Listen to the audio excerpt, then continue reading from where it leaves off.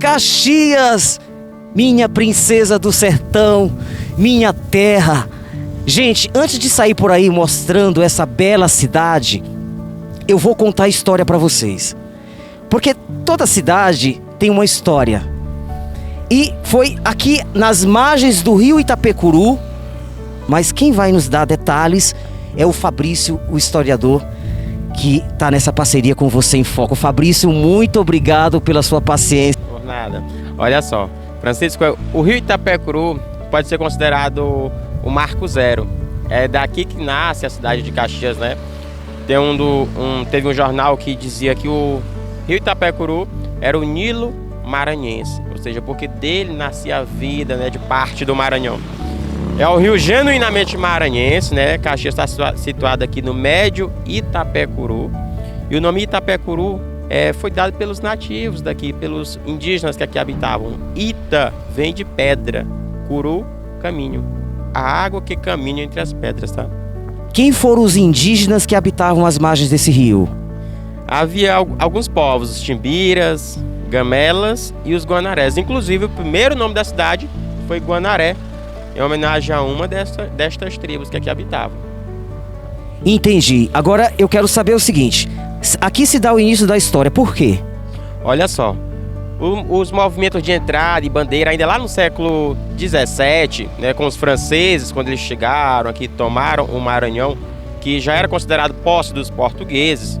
Os franceses desceram pelo rio, fazendo esse reconhecimento das terras, chegando em Caxias, né, pelo Itapecuru, e começaram a conhecer estas terras. Mais tarde vinham os portugueses, expulsaram estes franceses, e aí começou de fato a colonização. Chegaram aqui usando o mesmo rio, os padres jesuítas, eles ficaram aqui nesta margem à nossa direita, do rio Itapecuru, né, onde se instalaram ali uma pequena capela, e começou o aldeamento com os indígenas, lá por volta do século XVII ainda.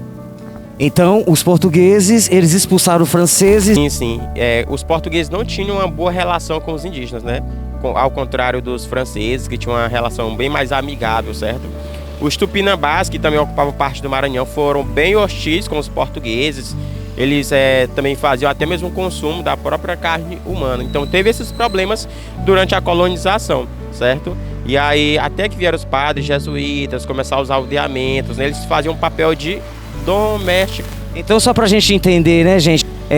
Os índios já estavam aqui, né?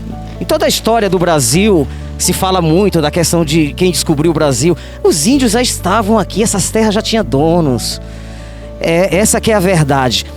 Fabrício, então, a gente vai agora aonde o marco foi a Guerra da Balaiada. Sim, é um dos fatos mais conhecidos em Caxias, já no século XIX. A gente imagina lá o Caxias no século XVII, XVIII, quando ela começa a surgir. E aí depois vem um fato marcante, a revolta da Balaiada lá no século XIX. Foi lá que aconteceu o massacre. Sim, o massacre feito lá pelas tropas do famoso Duque de Caxias. Aí nós conheceremos tudo isso. Vamos lá, gente.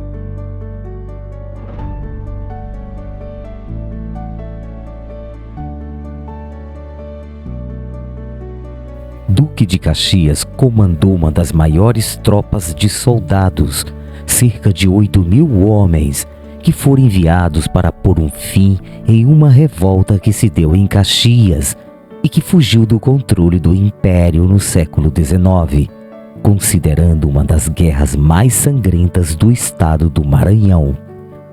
Você está gostando? Então assista ao próximo vídeo.